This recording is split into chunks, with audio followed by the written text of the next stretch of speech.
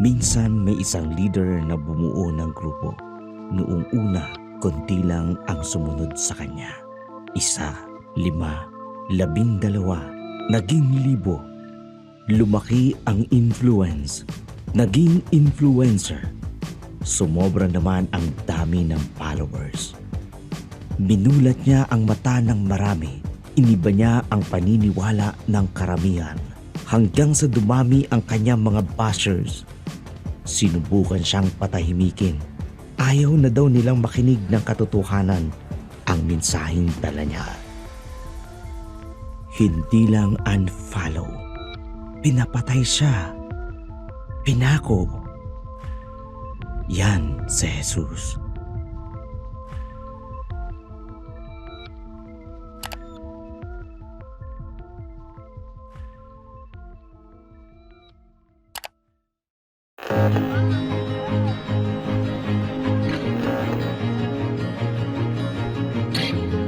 Sa kamatayan ni Jesus.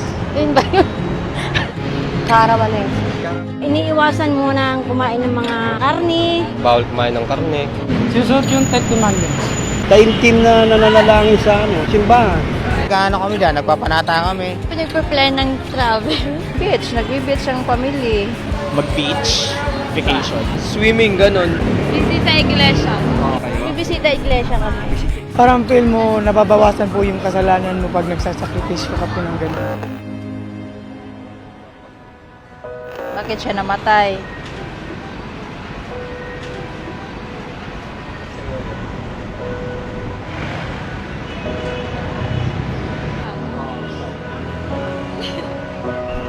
Yun yung kapalaran niya. Nagsakripisyo si Jesus. So, ang mga tao dapat, katulad ko, magsakripisyo din. Ngunit ipinakita ng Diyos ang kanyang pag-ibig sa atin. Noong tayo ipakasalanan pa. Namatay si Kristo para sa atin. Namatay si Kristo para sa atin. Namatay si Kristo Para sa atin. Namatay si Kristo para sa atin. Dahil mahal na tayo. He loves us. Loves us. To pay for our sins.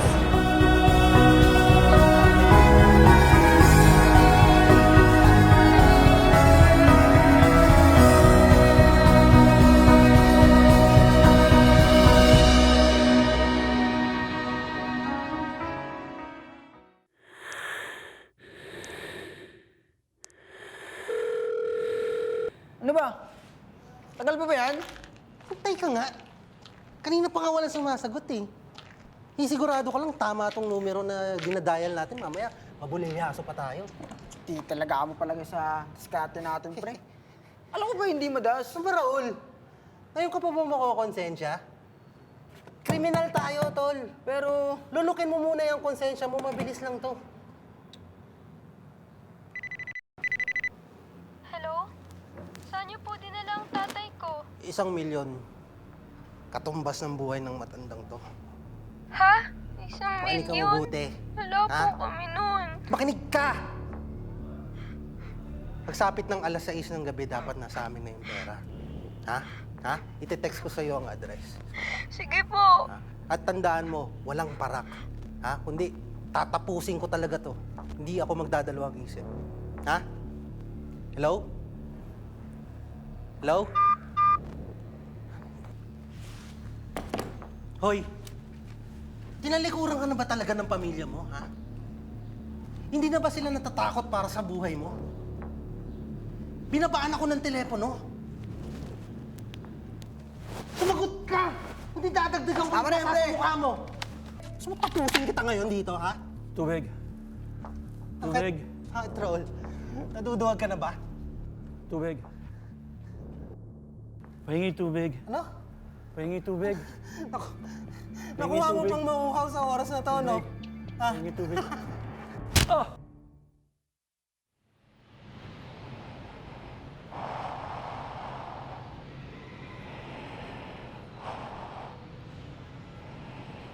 Sensya na kayo, ha? Gipit lang. Hindi ko naman nakakalain na ahantong sa ganito.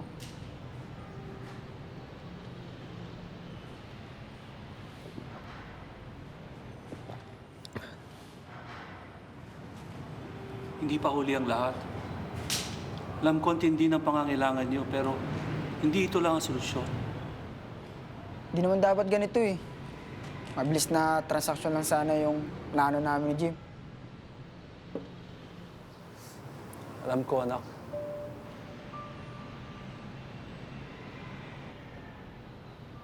Hoy, Raul! Ano pinainom yung matandang yan? Ha? Sara ulo ka talaga, no? Pumapasok dyan sa kukote mo. Pre, ito na ba yung tanging paraan para makaangat tayo sa buhay? Para ang tanga! Tratuhin mo lang na parang trabaho to. Gawin mo, isweldo ka.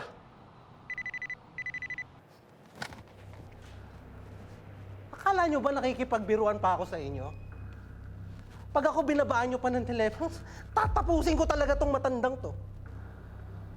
Nagkakaintindihan ba tayo? Malinaw ba? Sumuko ka na.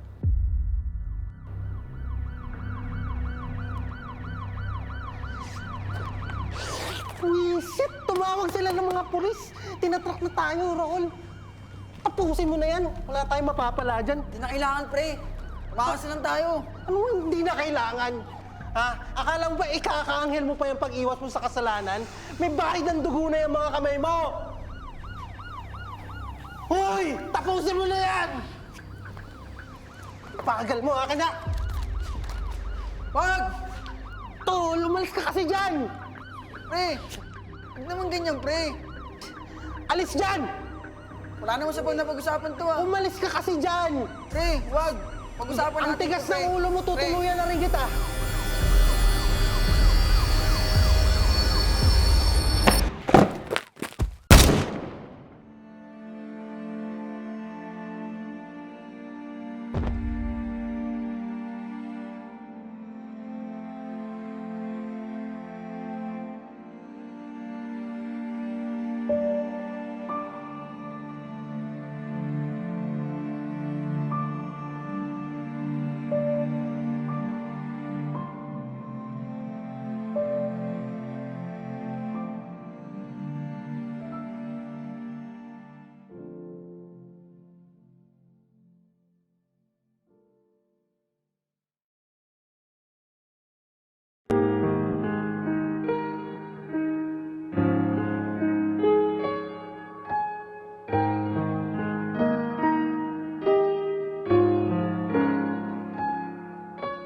I heard the angry crowd cry out and mock his holy name. They challenged him to save himself. They ridiculed his pain. But how could I condemn when I was just as much to blame? Then when I least deserved His grace, that's when I heard Him say, Father, forgive them. They don't know what they've done. They do not even know the one they've slain. Father, forgive them. They do not understand. They do not know the man who holds their lives within his hand. Oh, Father God, forgive their sins today.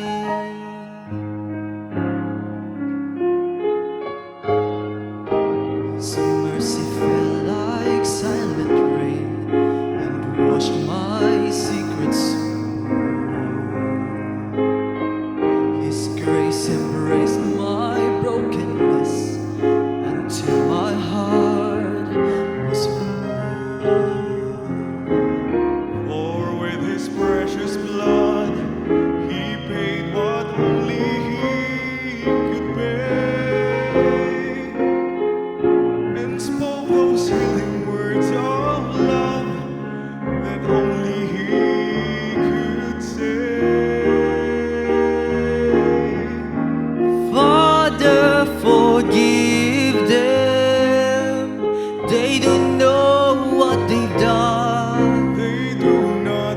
even know the one they've slain.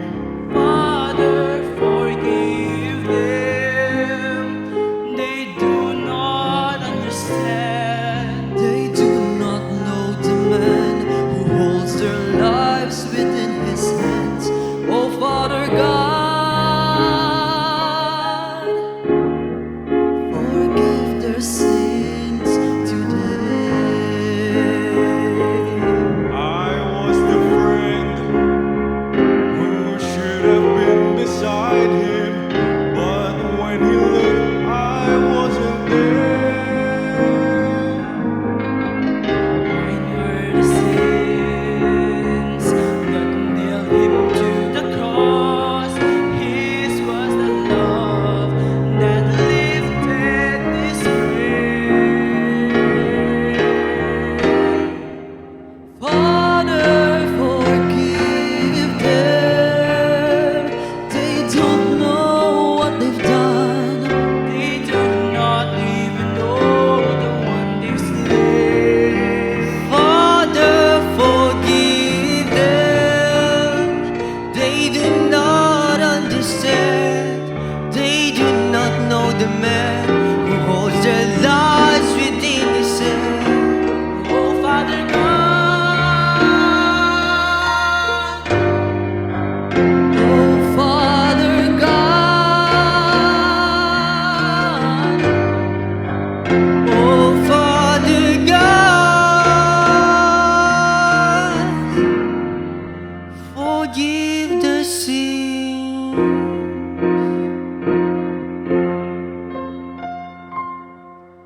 today.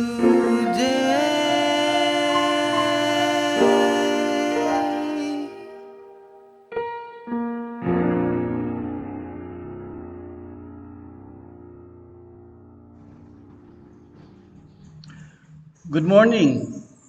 Good morning po sa ating lahat. It's a privilege to share God's word to everyone, particularly the 7 last words of our Lord on the cross on Calvary. Every day we celebrate this Holy Week, but the reality of this message is an everyday experience, especially the first of the 7 words of our Lord. Araw-araw po natin tinatanggap ang pagpapatawad ng ating Panginoon every day as we wake up. Sabi nga po ng ating madalas na inaawit, they are new every morning. If you have your Bible with you, let's open up in the book of Luke 23:32 to 34. Ating pong basahin. Ang sabi po dito, 2 other men, both criminals, were also led out with him to be executed. When they came to the place called the Skull, they crucified him there along with the criminals, one on his right, the other on his left. 34, ito po yung ating bibigyan ng pansin. Jesus said, Father, forgive them, for they do not know what they are doing. And they divided up his clothes by casting lots. Sabi ni Google, forgiveness is the voluntary conscious decision to release the feeling of resentment, anger, and vengeance towards someone who has caused harm, regardless of whether they deserve it. It's a personal process of letting go of negative emotion to achieve the peace rather than excusing the action, forgetting the offense, or reconciling the offender. Ito po yung ginawa ng Diyos sa atin. He let go of His anger. Once a pastor told me, kapatid, ang Diyos nagpapatawad at nakakalimot. Pero ang tao, nagpapatawad pero hindi nakakalimot. Romans 5:28 says, God loves us when we were still sinners. Yes, mahirap po sa atin na magpatawad bilang mga tao. But God showed us that kung ang Diyos na may tanging karapatan upang tayo parusahan, tanging may kakayanan para tayo itapon, nagawang magpatawad. Sino po tayo upang pagmalakihan ang Diyos at ang kapwa natin? There's nothing good in us. In His humanity, how was Jesus able to forgive us? First, Jesus was able to forgive because of His intimate relation with the Father. He knows who is the Father. Tinawag niya Father. Sa lumang tipan, they knew God as a powerful, mighty El Shaddai who can make the earth tremble. Kayang gunawin ng mundo, ang Diyos ng mundo. But Jesus said to him in Matthew 6, pray to God and call him Father. Father, someone who cares, someone who provides, someone who protects. Only a close relationship with God can we have the capacity to forgive. Malibang tayo magkaroon po ng malapitang relasyon sa Diyos, doon lang po natin kaya at may kakayanan tayong magpatawad. Second, Jesus was able to forgive because He knew His purpose. Alam ni Jesus na siya ang magbabayad ng ating mga kasalanan at sa pagbuhos ng kanyang dugo, kapalit ang kapatawaran ng Diyos sa atin. Hebrews 9:22 says, without the shedding of the blood, there's no forgiveness. Kung walang magsasacrifice, walang kapatawaran. His purpose was to be born so He could die. Ipinanganak si Jesus upang mamatay. Bakit? Para tayo mapatawad. Pangatlo po, how was Jesus able to forgive us? Jesus knew who we are. Jesus knows we do not have the capacity to be good. Wala po tayong kakayanang maging mabuti. God knows that we are just dust, alabok, lupa, marumi. And even in our righteous acts, even in our religiosity, we are still sinners. Pero ganun po tayo inintindi at inabos ng Diyos, hindi lang po yearly, but every day, araw-araw. The steadfast love of the Lord never ceases. His mercy never comes to an end. They are new every morning. Great is thy faithfulness. Jesus, we thank you for bringing us to the Father. Thank you for bearing our sins so we can be free. Thank you that you gave up your life so we can live. Once and for all, you carried the cross for us so every day we can be forgiven. Wala po kaming kakayanang masabi, wala po kaming sasabihin, kundi salamat, salamat sa sukdulang biyaya mo sa amin. In Jesus' name we pray, Amen. God bless everyone. God bless.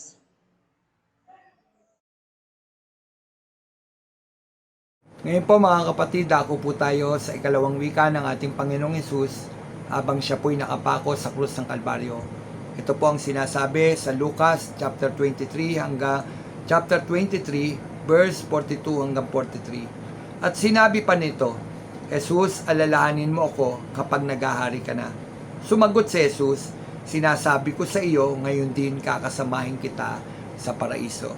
Mga kapatid, ang ating pong Panginoong Hesus nung panahon na yan, siya po'y hinilera ng mga pumako sa kanya sa dalawang kriminal. Dalawang magnanakaw, mga kapatid. Hinilera po ang ating Panginoon na walang pagkaasala. Hinilera po siya sa dalawang magnanakaw at ipinakita, inilantad sa mundo o sa mga taong nakapaligid ng panahon na yon na si Jesus ay isang taong makasalanan tulad ng dalawang magnanakaw na ito. Ang dalawang magnanakaw na ito, mga kapatid, ay parehong humingi ng saklolo sa ating Panginoong Hesus. Ang isa, ang sabi niya, mayroong panunuya. Kung ikaw ay tunay na Mesiyas, ang sabi niya, kung ikaw ang tunay na Diyos, bumaba ka dyan at iligtas mo ang iyong sarili at kami rin. Ang isa naman ang sinabi, Jesus, alalahanin mo po ako kapag pag ikaw ay naghahari na. Jesus, alalahanin mo ako kapag ikaw ay naghahari na. Pero mayroon pong nauna doon. Sinansala nung isang kriminal yung kanyang kasama na lumalait sa ating Panginoong Hesus. Ang sabi niya, tayo'y nagkasala. Karapat dapat lamang tayo sa ganitong kalagayan. Ngunit ang taong ito'y walang pagkakasala. Sabay bigkas niya sa ating Panginoong Hesus. Panginoong Hesus, Jesus, alalahanin mo po ako kapag naghahari ka na. Mga kapatid, ano po ang ibinigay na ganti ng ating Panginoon? Sinabi po niya, na ikaw ay isang taong makasalanan, kaya nga siya po napako sa krus no, para sa mga nagkasala. No?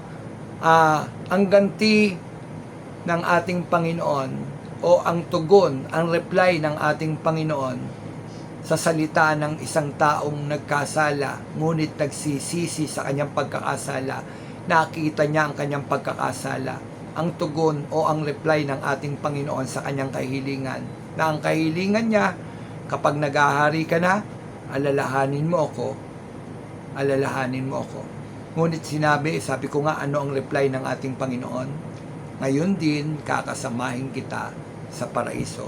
Mga kapatid, ang sagot po na yon ng ating Panginoong Hesus, yan po ay tugon o isang sagot na punong-puno ng pag-ibig, na ipinakikita ng ating Panginoon na siya ay Diyos ng pag-ibig. Diyos siya ng pag-ibig at ng awa. No po, ang ating Panginoong Hesus ay hindi nagtataboy ng isang taong humihingi ng kapatawaran para sa kanyang mga pagkakasala. No? Ang Panginoong Hesus, hindi niya sinabi sa magnanakaw na hindi ka naman naglingkod sa akin. Hindi ka naman sumunod sa akin. No? Karapat-dapat ka lang sa ganyang kalagayan. Tama lamang na mamatay ka dyan. Hindi ganun ang sinabi ng ating Panginoong Hesus doon sa tao, doon sa kriminal na, doon sa magnanakaw na humihingi ng kapatawaran at pag-alala kapag naghahari na ang ating Panginoong Hesus. No? Ang tugon ng ating Panginoon, ngayon din kakasamahin kita sa paraiso. Mga kapatid, yan po ay pagpapakita na ang ating Panginoong Hesus ay Diyos ng pag-ibig. Diyos ng pag-ibig at ng awa sa mga taong nagkakasala, ngunit humihingi ng kapatawaran sa ating Panginoong Hesus. Ang Diyos ay hindi nagtataboy. Si Jesus ay hindi nagtataboy ng mga taong lumalapit sa Kanya upang humingi ng pagkakasala, upang humingi ng kapatawaran sa kanilang mga pagkakasala. Laan lagi ang kapatawaran ng ating Panginoon sa mga taong lalapit sa Kanya, sa mga taong magsisisi ng pagkakasala. Laan lagi ang pag-ibig ng Diyos at ang awa ng ating Panginoon sa taong lalapit sa Kanya. Pangalawa, ano ang dalang mensahe nito? Pinakikita po dito ang kahabagan ng Diyos sa tao. Kinahabagan ng ating Panginoon ang kriminal na ito. No? Isang taong makasalanan, isang taong nagkasala. Ngunit, sabi ko nga, sa kabila ng kanyang pagkakasala, siya ay nagtiwala sa ating Panginoon. No? Yan ay nagpapakita ng kahabagan ng Diyos sa taong papunta sa apoy ng impyerno. No? Nahabag ang ating Panginoon nang sabihin ng magnanakaw, alalahanin mo ako kapag naghahari ka na. Dumaloy yung awa, yung habag ng ating Panginoon sa isang taong makasalanan. Mga kapatid, yan po ang ating Panginoong Hesus. Kapag tayo po'y lumalapit sa Kanya, humihingi ng kapatawaran sa ating mga pagkakasala, ang Diyos po'y mahabagin. Nakikita po niya ang kalagayan nating kahabag-habag kapag tayo ay humihingi ng tawad sa Kanya. No po, nakita po ng Panginoong Hesus yun, nakita po ng Diyos yun, na tayo po ay isang taong parang ganito, hopeless tayo. Ngunit kapag tayo ay lumapit na sa Diyos, yung isang taong hopeless, mga kapatid, mayroong laan ang ating Panginoon na tugon, na sabi ko nga, ang tugon ng Panginoon ay pag-ibig, mga kapatid.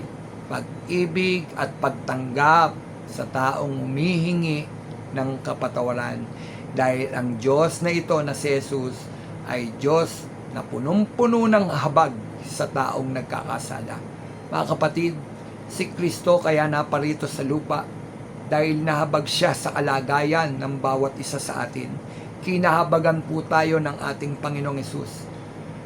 Yung pong senaryo na yon, nagpapakita po yun, no? Nung habang naapako ang ating Panginoon, yun po ay nagpapakita na kahabang tayo'y may buhay, may pag-asa po tayo sa kaligtasang laan ng ating Panginoon, mga kapatid. Habang tayo'y nabubuhay, habang tayo'y humihinga, no? Kahit nasa bingit na ng kamatayan, mga kapatid, basta't binigkas natin yung katagang, patawarin mo ako, Panginoon Diyos, sa aking mga pagkakasala, agad-agad tatakbo yung habag ng Diyos, no? Gagana yung habag ng Diyos sa taong nagkasala at ipapataw ng Panginoong Hesus ang kapatawaran sa taong humihingi ng kapatawaran para sa kanyang mga pagkakasala. Mga kapatid, salamat, tayo po'y kinahabagan ng ating Panginoon. Nung pong nakita natin ang ating mga sarili na tayo nagkasala, hindi po tayo itinaboy ng ating Panginoon nung tayo po'y lumapit sa Kanya at humingi ng tawad sa ating mga pagkakasala. Agad-agad pinadama ng Diyos sa atin, pinadama ng ating Panginoong Hesus, tanggap tayo ng ating Panginoon anuman ang ating mga pagkakasala. Gaano mang kalaki ang ating pagkakasala, tanggap tayo ng ating Panginoon. Basta't ibukas lamang ng ating mga labi ang katagang, patawarin mo ako, Panginoong Hesus, sa aking mga pagkakasala. Mga kapatid, ang Diyos ay nakatingin sa puso ng isang taong humihingi ng kapatawaran. At kapag nakita ng Diyos na ang isang tao ay talagang nagsisisi sa kanyang mga pagkakasala, ang Diyos din naman mayroong binigay sa bawat isa sa atin. Ano yon? Kung nagkasala ka, ang Diyos naman na si Jesus handang magpatawad, handang maggawad ng pag-ibig sa taong nagkasala. Pangatlo at panghuli, doon po natin makikita, mga kapatid, ang pangakong buhay na walang hanggan ng ating Panginoong Hesus. Praise the Lord, hallelujah, hallelujah. Di po ba yung pong sinabi na yon ng ating Panginoong Hesus, na sinabi niya, ngayon din kakasamahin kita sa paraiso. Yan po ay glimpse o pagpapasilip sa atin ng ating Panginoon, na doon sa na mayroon talagang kabilang buhay, mga kapatid. At doon sa kabilang buhay na yon, mga kapatid, doon sa taong humingi ng kapatawaran sa kanyang pagkakasala, tinanggap ng ating Panginoon ang kanyang pagkakasala, ang kanyang ang kanyang paghingi ng kapatawaran, mga kapatid, laging nakalaan yung salitang buhay na walang hanggan. Sinabi ng Panginoon sa magnanakaw, ngayon din, isasama kita sa paraiso. Mga kapatid, yan ay pagpapakita ng destinasyon ng taong nagsisisi. Hindi tayo ilalagay ng Panginoon doon sa kapahamakan. Hindi tayo ilalagay ng Panginoon sa apoy ng impyerno. Kaya nga po siya napako sa krus ng Kalbaryo. Bakit po? Para tubusin ang ating mga pagkakasala. Kaya nga, sinabi rin ng 1:3-6, gayon na lamang ang pag-ibig ng Diyos sa libutan, ibinigay ang bugtong na anak na si Jesus, upang ang sino man sumampalataya ay bibigyan niya ng buhay na walang hanggan. Mga kapatid, ang magnanakaw pong ito, nanampalataya sa ating Panginoong Hesus. Nakita niya nung oras na yon, hindi yung kaligtasan dito sa lupa na nakita nung isang magnanakaw, na sinabi niya, kung tunay kang Diyos, bumaba ka dyan at iligtas mo ang iyong sarili at iligtas mo rin kami. Ngunit itong nasa kanang magnanakaw, ang nakita po niya, kaligtasan hindi dito sa daigdig na ito, kundi ang hiningi niya, kaligtasan ng doon sa kabilang buhay, kaligtasang kaloob ng ating Panginoon. Kahit mamatay, alam ng magnanakaw na ito, mga kapatid, mayroong kabilang buhay, mga kapatid. Kaya nga sinabi niya, alalahanin mo ako kapag naghahari ka na. At ang tugon ng Panginoon, ngayon din, mga kapatid. Hindi sinabi ng Panginoon diyan na wait lang, no? Parang ganoon. Kundi sinabi ng Panginoon, ngayon din. Yan ay salitang kasiguruhan, no? Kasiguruhan sa isang taong humihingi ng kapatawaran. Kasiguruhan sa isang taong humahanap ng buhay na walang hanggan, na sinasabi ng Panginoon, ngayon din isasama kita sa paraiso. Kapatid, yan ay pagpapakita o glimpse, pinakita ng ating Panginoon na mayroon talagang pupuntahan ang mga taong pinatawad ng Panginoon. Mga kapatid, sa ating pagpanaw sa daigdig na ito, kung tayo nagsisi sa ating mga pagkaasala, kung tayo alam natin sa ating mga sarili na pinagsisihan na natin ang ating mga pagkakasala at natanggap natin ang pag-ibig at awa, habag ng ating Panginoong Hesus, kapatid, alam natin na doon ang punta rin natin. Saan? Doon sa ipinangako na paraiso ng ating Panginoon, doon sa magnanakaw. Mga kapatid, nawa matagpuan natin ang ating sarili na tulad ng ating Panginoong Hesus, handa rin namang magpatawad, mga kapatid, handa rin namang magpatawad sa taong nagkasala. Ang sabi ng salita ng ating Panginoon, kung ibig ninyong patawarin kayo sa inyong mga pagkakasala, ay magpatawad din naman po kayo. Magpatawad din naman kayo. Mga kapatid, nawa matagpuan natin ang ating sarili na hindi tayo sarado sa pagpapatawad, kundi matagpuan natin ang ating sarili kung paanong si Kristo ay nagpatawad. Nawa matagpuan natin ang ating sarili, nagpapatawad tayo kahit gaano pa kalaki ang naging pagkaasala sa atin ng tao. Mga kapatid, yung pong mensahe ng ating Panginoon na ating binasa, dito ay pinakikita yung assurance of salvation. Assurance of salvation. Kapag tayo pinatawad na ng Panginoon, ligtas ka na, kapatid. Walang kaduda-duda. Anumang oras kunin ng Panginoon ang ating mga buhay, anumang oras mamatay tayo sa daigdig na ito, mayroon po tayong pupuntahan. At ang pupuntahan natin kung saan naroon ang ating Panginoon, ang sinasabi po niya, ngayon din kakasamahin kita sa paraiso.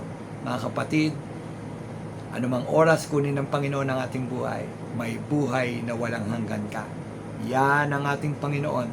Yan si Kristo na tinanggap mo bilang Panginoong Hesus. Laging laan ang pag-ibig ng Diyos para sa iyo, para sa akin.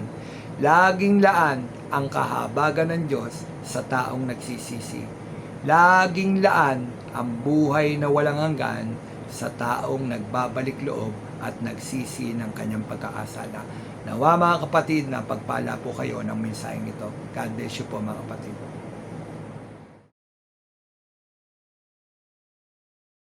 Magandang araw po sa ating lahat. Ang ikatlong salita ng ating Panginoong Hesus sa krus ay mula sa Aklat ni Juan, Kabanatang 11, talatang 26 hanggang 27. Nang makita ni Hesus ang kanyang ina at ang minamahal niyang alagad na nasa tabi nito, sinabi niya, "Ginang, narito ang iyong anak." At sinabi niya sa alagad, "Narito ang iyong ina." Mula noon, pinatira ng alagad na ito sa kanyang bahay ang ina ni Hesus. Pag-usapan po natin ang ilang mga aral na mapupulot natin mula sa mga salitang ito habang ating Panginoong Hesus ay nakapako sa krus. Una, pansinin natin ito. Si Hesus at this time ay dumaranas ng matinding paghihirap, pero iniisip pa rin niya ang kanyang ina. Marahil ay iniisip niya na si Maria ay mawawala na ng anak. Sa kultura at batas ng mga Hudyo kasi, bilang panganay, may tungkulin siya na alagaan ang kanyang ina. At kahit nasa krus na siya, tinupad niya ang responsibilidad na iyon. Ito ang malinaw na mensahe. Ang tunay na pananampalataya ay hindi pagtakas sa responsibilidad. Hindi dahilan ang pagsamba para iwan ng tungkulin. Hindi excuse ang ministry para pabayaan ang pamilya. Kung mahal mo ang Diyos, aalagaan mo rin ang mga taong nilagay niya sa buhay mo. Because our family is our first ministry. To God, relationship matters most. Ikalawa, tingnan natin ang ginawa ni Jesus na habang nakapako siya sa krus at ilang oras ay lilisan na siya sa mundo, hindi niya lang sinabi sa kanyang ina at sa kanyang alagad, "Ingat ka" o "Ingat kayo ha." Hindi lang siya nagbigay ng emotional na salita ng itagubilin niya sa isa't isa. Gumawa siya ng konkretong hakbang. He transfers responsibility to John. From that moment, John takes Mary into his home. Ipinagkatiwala niya si Maria kay Juan at pinagkatiwala niya si Juan kay Maria. Dito tayo tinuturuan ng Panginoon. Ang pag-ibig ng Diyos ay laging may aksyon, may direksyon, may pananagutan. Hindi sapat ang mabuting intensyon. Kailangan may malinaw na kilos o gawa. If your love has no action, it is incomplete. Ikatlo, dito nagsisimula ang bagong pamilya. Sa krus, hindi lang tayo pinatawad. Sa krus, binuo rin ang bagong komunidad. Isang pamilya na hindi batay sa dugo, kundi batay sa pagsunod kay Kristo. Jesus forms a new spiritual family. Si Maria at si Juan ay hindi mag-ina. They are not related by blood. Pero sa salita ni Jesus, naging pamilya sila. Jesus connects them as family. Gayunpaman, this act is more than just a family matter. It is the birth of the church. By entrusting Mary to John and John to Mary, Jesus o si Jesus ay bumuo ng isang bagong relasyon na hindi nakabase sa dugo, kundi sa pananampalataya. It teaches us that in Christ, no one is an orphan. We are all part of a spiritual family that looks out for one another. Ito ang simbahan. Ito ang katawan ni Kristo. Magkakaiba tayo ng pinanggalingan, pero iisa ang tawag sa atin. This points to a bigger truth. In Christ, believers become one family. Sa pamamagitan ng krus, binigyan tayo ni Jesus ng mga kapatid at magulang sa pananampalataya para hindi tayo maglakad ng mag-isa sa mundong ito. Remember, the church is not just an organization. It is a family built at the cross. Sa oras ng sakit o ng pain, ang sagot ni Jesus ay komunidad. Hindi isolation o pag-iisa. Kung ikaw ay nasasaktan ngayon, hindi ka tinawag para mag-isa. Kung ikaw ay may pinagdaraanan ngayon, may pamilya ang Diyos para sa iyo. Tanungin natin ang sarili natin. Sino ang ipinagkatiwala ng Diyos sa akin? Sino ang dapat kong alagaan? Sino ang dapat kong pahalagaan? Kahit may sarili rin akong pinagdaraanan.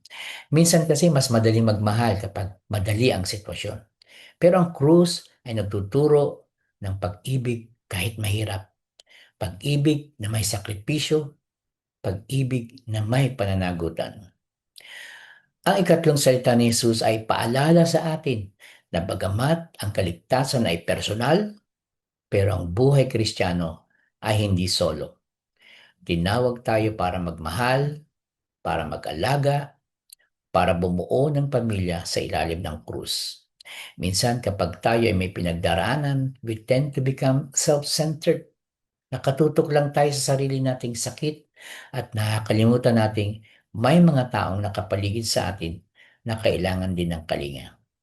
Sino ang Maria o Juan sa buhay mo na nangangailangan ng iyong atensyon at pagkalinga ngayon? Handa ka bang maging pamilya sa mga taong pakiramdam nila ay nag-iisa sila? Ang pagmamalasakit ni Jesus ay nagpapaalala sa atin na ang paglilingkod sa Diyos ay makikita sa kung paano natin pinahalagahan ang ating mga relasyon sa kapwa. Manalangin po tayo. Panginoong Hesus, salamat sa pag-ibig na hindi lang sa salita. Salamat sa krus na nagturo sa amin ng responsibilidad at malasakit.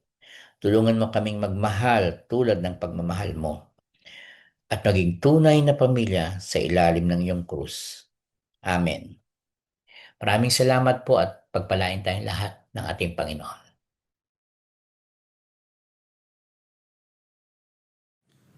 Magandang araw po sa ating lahat. Patuloy po natin tatalakayin ang ika-4 na salita sa 7 huling wika ng ating Panginoong Hesus. Ito po'y makikita po sa Matthew chapter 27 verse 46. Nang mag-ikasyam ng oras, si Jesus ay sumigaw ng malakas na tinig. Sinabi niya, Ili lama sabachthani. Ang ibig sabihin nito ay, Diyos ko, bakit mo ako pinabayaan? Tayo po manalangin. Dakila naming Diyos, makapangyarihan sa lahat. Nagpapasalamat kami sa pagkakataong binigyan mo sa amin sa oras na ito. Samahan mo po kayong Panginoon sa patuloy ng pagbubuli mong salita. Ikaw po manguna sa amin, Lord God. Ikaw po mahayag sa aming kalagitnaan. Itago mo ako sa iyong likuran. Without you, Lord God, I am nothing. Salamat po sa lahat. In Jesus' name we pray. Amen, amen. Sa 7 huling salita ni Jesus, ang ika-4 na salita, ang isa sa pinakamabigat na daing. Ito ang sigaw ng naghihirap na tagapagligtas. Dito natin marinig ang matinding kirot ni Kristo, hindi lamang sa kanyang katawan, dahil sa pako, latigo, kurunang tinik, kundi higit sa lahat ang espiritual na pasakit ng pagdadala ng kasalanan ng buong sanlibutan. Ipinapakita ng salitang ito ang kabigatan ng kasalanan, katarungan ng Diyos, kalaki ng pag-ibig ni Kristo at kahalaga ng ating kaligtasan. Sa cross, naranasan ni Jesus ang dapat sanay para sa atin upang matanggap natin ang hindi nating kayang bayaran, ang biyaya, kapatawaran at buhay na walang hanggan. Ano po ang piniwatig ng ating Panginoon Jesus dito? Una, pinabayaan si Jesus dahil sa ating kasalanan. Ang sabi po sa Isaiah chapter 53 verse 6, ipinasan sa kanya ng Panginoon ang kasamaan nating lahat. Ibig sabihin nito po kapatid, ipinahintulot ng Diyos ang paghirap ni Kristo.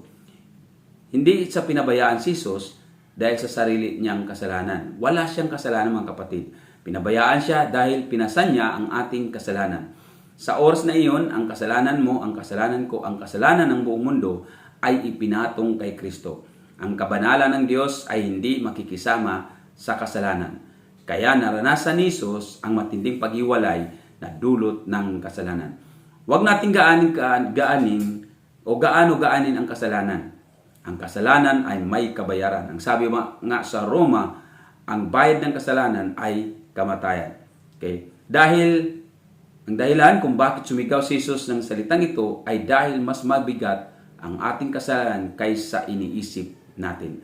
Ang kasalanan natin ang nagdadala kay Kristo sa cross. Pangalawa, pinasok ni Jesus ang ating pinakamadilim na oras. Ang sabi po sa awit 22 verse 1, nung sumigaw siya, Diyos ko, bakit mo ako pinabayaan? Sinipin ni Jesus ang awit 22, isang makahulang awit tungkol sa kanyang pagpapako sa cross. Ibig sabihin, pinasok ni Jesus ang kalungkutan ng tao, ang pag-isa ng tao, pakiramdam ng pag-abandona ng tao, kadiliman, sakit. Kaya kung ikaw ay nasugatan, luhaan, o tila iniwan ng lahat, naintindihan ka ni Jesus. Kapag iniwan ka ng tao, naunawaan ka niya, kapatid. Kapag tila tahimik ang langit sa panalangin mo, naunawaan ka niya. Kapag madilim ang laban mo, naunawaan ka niya. Walang gabi ng buhay mo ang mas madilim kaysa gabing pinasok ni Jesus para sa iyo. Dahil siya ang pinabayaan, ikaw ay hindi napababayaan ng Diyos kapag ikaw ay nasa Kanya. Pangatlo at panghuli, pinabayaan si Jesus upang tayo'y matanggap ng Diyos. Ang sabi sa 2 Corinthians chapter 5 verse 21, ginawa siyang may sala dahil sa atin, bagaman siya walang sala upang tayo matuwid sa harapan ng Diyos. Ito ang dakilang palitan sa Diyos at sa tao. Okay? Kinuha niya ang ating kasalanan. Tinanggap natin ang kanyang katwiran. Siya ang tinanggihan, tayo ang tinanggap. Siya ang humarap ng hatol, tayo ang tumanggap ng awa. Ang sigaw ng pag-abandona ang naging daan upang tayo'y maibalik sa Diyos. Dahil sa krus mga kapatid, ang naligaw ay makauwi, ang makasalanan ay mapapatawad, ang sugatan ay maibabalik, ang nawala ay maliligtas. Ito ang pag-ibig ng Kalbaryo. Itinuturo ng ikapat na salita na naranasan ni Jesus ang paghiwalay upang maranasan natin ang pakipag-ugnayan sa Diyos. Siya ay pinabayaan upang ikaw ay hindi na mapahamak sa walang hanggang pagkahiwalay sa Diyos. Mga kapatid, napakabuti ng ating Panginoon. Dakila po ang kanyang pag-ibig na kung saan kahit tayo ay gumawa ng kasalanan, inibig pa rin niya tayo. dahil ganun ang kadakilang pag-ibig ng ating Panginoon.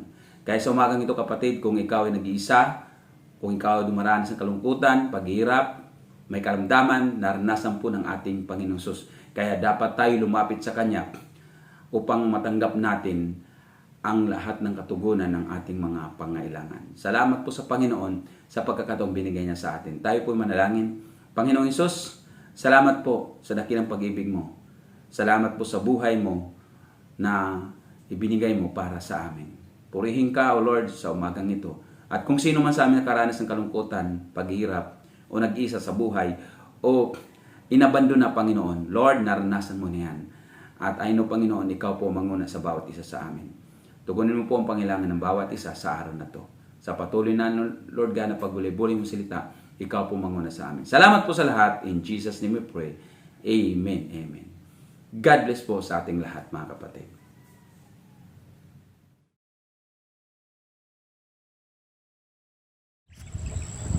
Purihin ang Panginoon, magandang araw sa lahat.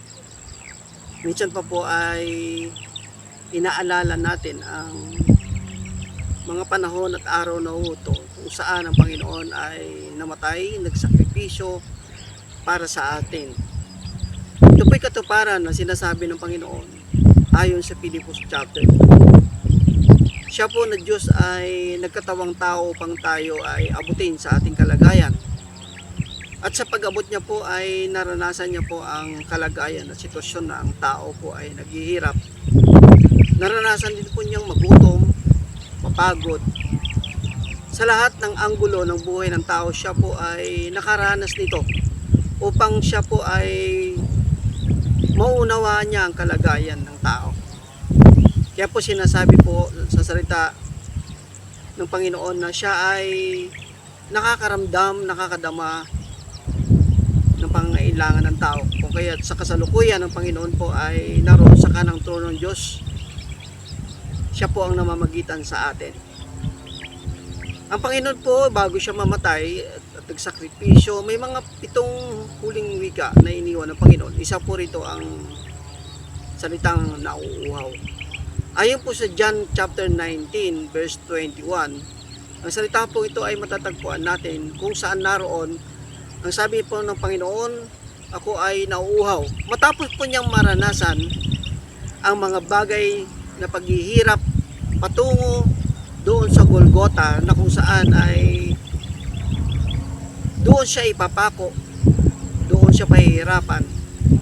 Ito po ang kanyang nararamdaman. Nagpapatunay lang po na ang salita ng Panginoon ay mayroong katuparan na kung saan ang sabi sa Isaiah 53 po ay siya ay nahihirapan para sa atin. At sa kanyang paghihirap doon sa krus, ito po yung katunayan na bahagi siya ng nararamdaman, bahagi ng buhay niya ang pakiramdam ng tao kung saan ay napapagod. Ito yung physical na reaksyon ng katawan ng Panginoon nung siya po ay nauuhaw at napapagod. Kaya po siya ay nagsambit ng salitang siya po ay nauuhaw. At ang sabi po ng Isaiah at sabi po doon ng katuparan ay siya po ay pahihirapan. At sa kanyang paghihirap, tayo po ay kanyang naiintindihan at nauunawaan. So nung panahon na yun ay ang salitang nauuhaw, sa totoo po ay physical siyang nauuhaw dahil sa sobrang pagod. Nung siya umingi ng tubig, ang ibinigay po sa kanya ay hindi tubig. Ang ibinigay po sa kanya ay suka na isinawsaw ang espongha at isinubo ito sa kanya. At sa panahong iyon ay nangangailangan siya ng physically dapat tubig. Pero hindi po niya napunan ang kanyang kauwan dahil ang ibinigay po sa kanya ay hindi tubig. So sa punto pong ito, ang kauwan ng Panginoon physically ay nararamdaman po niya. At sa katunayan, siya po ay naghirap sa krus para sa ating ikaliligtas, sa ikakatupad o sa katuparan ng salita ng Panginoon sa banal na kasulatan. Sa punto pong ito, 2 klase pong pagkauhaw meron ng Diyos na nararamdaman. Una po, nauuhaw siya sa espiritual na mga bagay. Pangalawa po, nauuhaw siya sa physical na kalagayan. Bawat isa po sa atin ay mayroong ganong klaseng damdamin na nararanasan, pakiramdam na kung saan tayo po ay nauuhaw. Nauuhaw minsan po ang ating spiritual at physical na katawan. Tayo po ay sa kasalukuyan ni-rescue ng Lord sa ganitong pagkakataon, sa ganitong kalagayan na tayo po ay nauuhaw sa spiritual. Sa paano pong paraan natin ito nakikita at nararamdaman. Maraming mga bagay tayo pong hinahanap sa ating mga sarili. Kung saan po tayo ay, kung saan at ano-ano ang ating mga pinupuntahan at didiscover upang tayo ay mapunan ang ating kauhawan sa mga bagay na ito.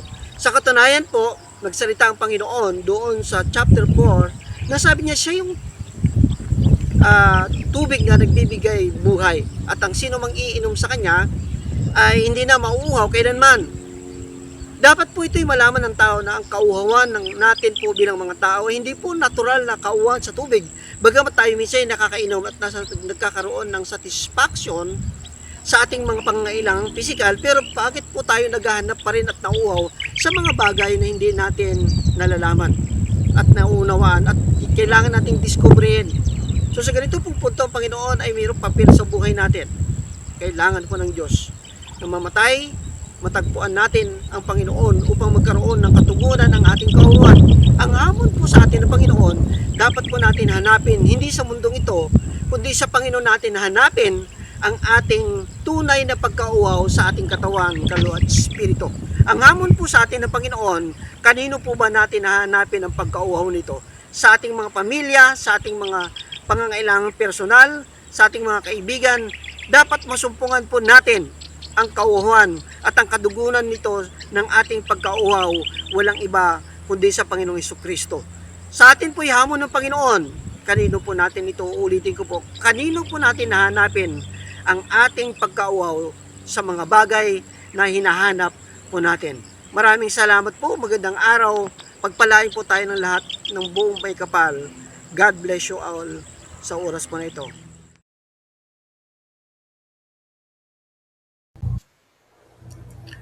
It is finished. 6 of the 7 last words of Christ Jesus on the cross. Hallelujah. Praise the Lord. As we reflect on Jesus Christ's sacrifice doon sa cross ng Kalbaryo, His 7 last words gives us powerful insight of His love and of His thoughts as He took all the sins of mankind upon Himself. And with these words, He forgave, cries out to God, and declares the end of His earthly life.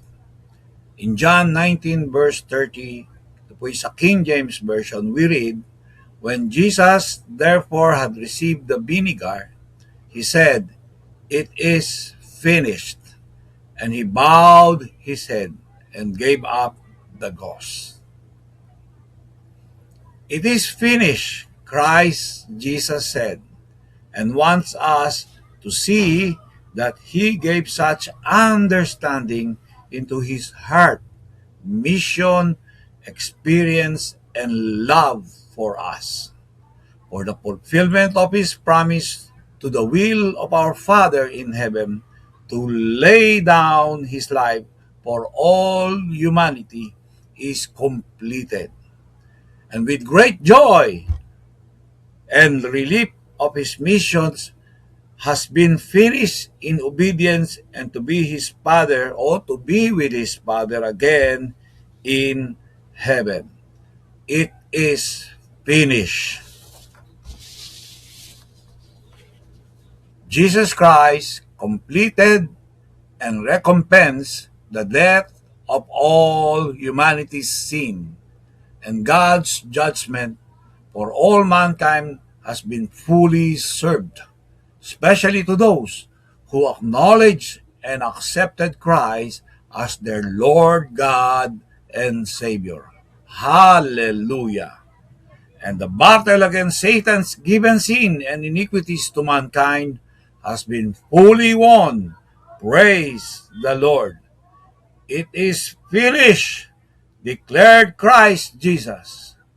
Now I am healed, I am restored, I am complete, I am saved, In Jesus' name, Amen and Amen.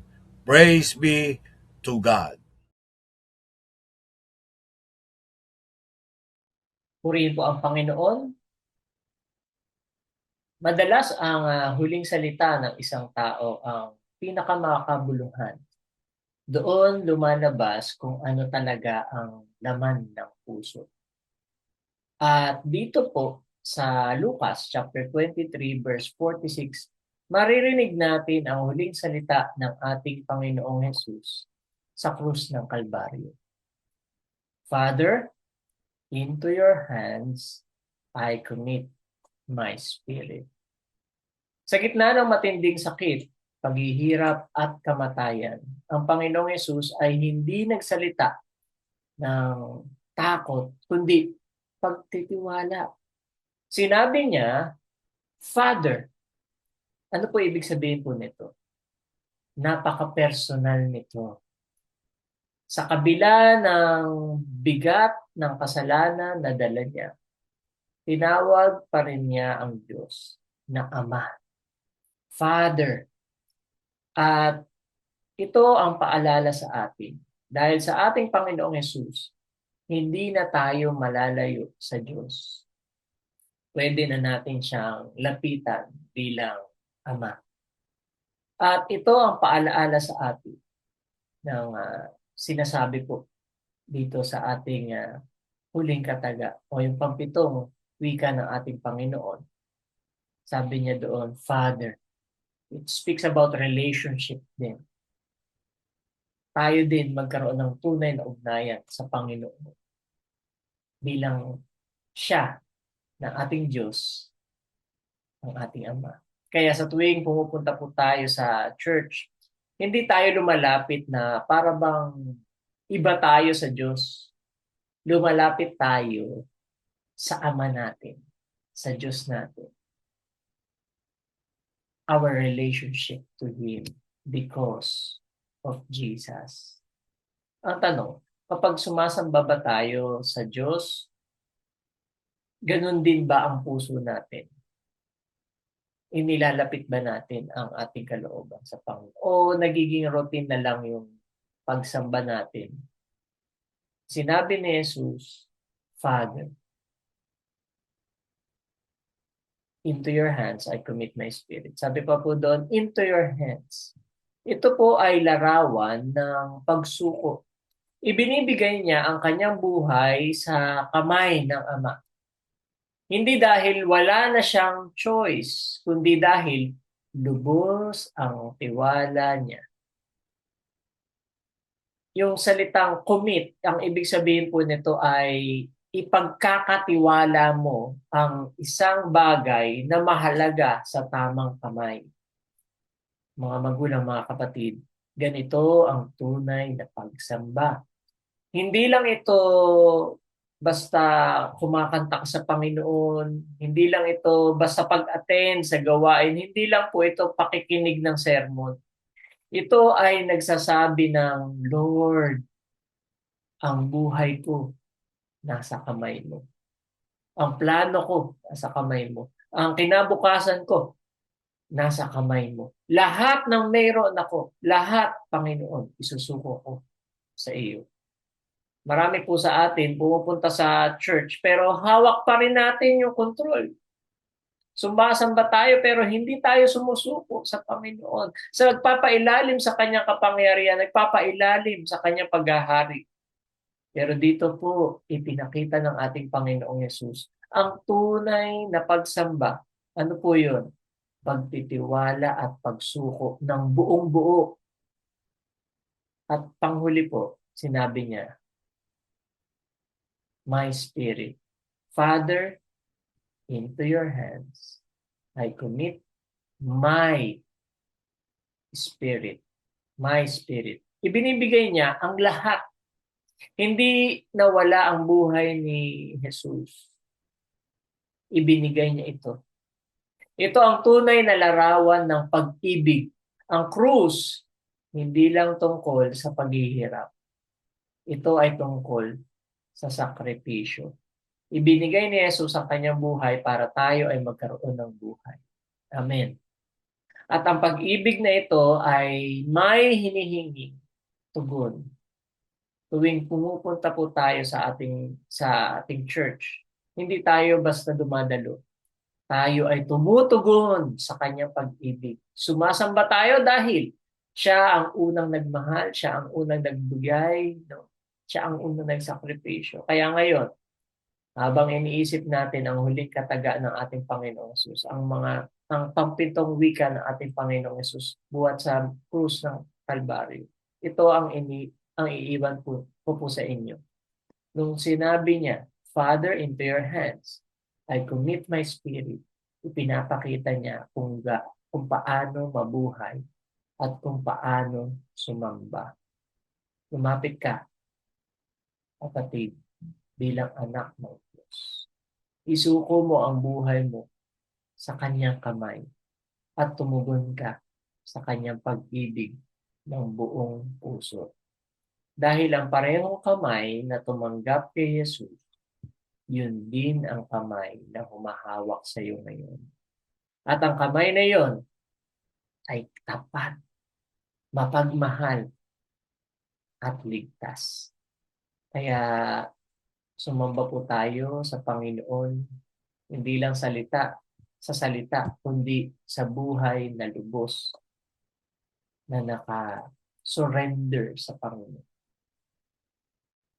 Panginoon, maraming salamat po, Lord God, sa iyong mga salita. Lord, we have learned, Lord God. Patuloy kami magtiwala sa iyo, Panginoon. Thank you, Lord, dahil namatay ka sa krus ng Kalbaryo, ipinamahagi mo sa amin, pinakita mo sa amin kung gaano mo kami kamahal, Lord God. Thank you for your sacrifice. Thank you, Lord.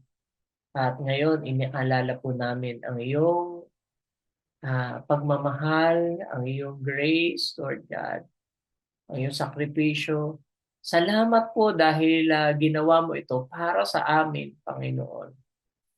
Thank you, Lord, for everything that you have done and you will do in our lives. Because of you, we have our salvation. Because of you, Panginoon, nagtatagumpay po kami, Panginoon. Thank you, Lord, for everything that you have done and you will do in our lives. This we pray in the mighty name of Jesus. Amen. Purihin po, Panginoon. To God be the glory.